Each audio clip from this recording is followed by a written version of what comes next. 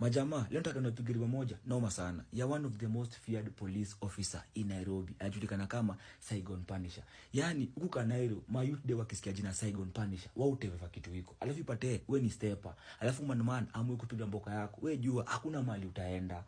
Man huku Kanairo ametuma mavijana kuwatuma. Alafu jue hajapiga area pia Kanairo peke yake. Amepiga paka Nax, amepiga pia Coast. Yaani ni mjamaa mwenyewe amepiga hii shughuli yani. Yeye tu wewe jua kawe ni stepper. Ako tu kwa shughuli yako.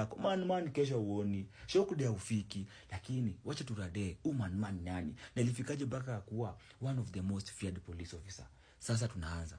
Sasa Saigon ni man fulani ametoka area fulani ya huko Coast. Place fulani inajulikana kama nini, kama Undanyi. So man ana come from a well family enye walikuwa kwa nini, walikuwa kwa security. Mzangila wake alikuwa ni mkubwa kwa KDF. Mzee wake alikuwa amepiga shughuli huko hadi alikuwa amefika kwa rank fulani kwa KDF inajulikana kama nini, kama colonel.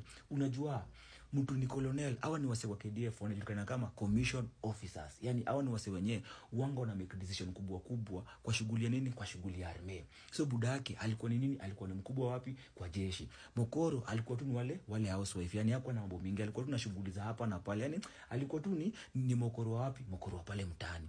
So Saigon ndio familia nini enye alizaliwa. So vile alizaliwa yeye akaanza kuishi life yake akiwa ako pale Coast. Alafu unajua pia Mzangila alikuwa ni army, so kuna time angepigwa transfer area fulani. So hivyo ndio zingine pia walikuwa wakisonga, lakini Meja alilelewa wapi, Coast. So akiwa kwa Coast, akiwa analelewa, anagrow. Kuna samu fulani ilifanyika yenye kamfanyia atamani kukuwa njege. So wakati mse alikuwa na grow, kulikuwa na auntie yake fulani. So auntie yake kuna shughuli ilimfanyikia, yenye shughuli ilikuja ika-affect decision making kubwa ya Saigon, ndio ikafanya Saigon akatamani sana kukuwa nini, kukuwa fedi. Sasa auntie yake akiwa tu kwa area anapiga tu shughuli, yani hakuna pressure, mambo yako safi, yani mambo yanaendelea tu. Akiwa tu anapiga shughuli yake poa, kuna kitu fulani ilikuja ikakumba auntie yake.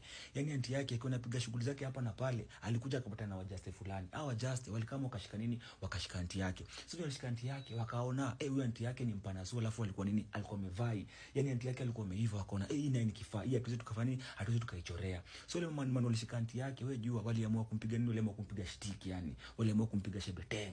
Wakaamua nini, kumpiga shebeteng. Kama auntie afanye nini, kama auntie hataki. Alafu unajua kama una make sex na msee, na huyo msee hataki kufanya hiyo sex na kutambui, na hakuna mali wewe na huyo msee mnahusika, sijui wife, sijui boyfriend, hiyo inajulikana kama nini, kama rape.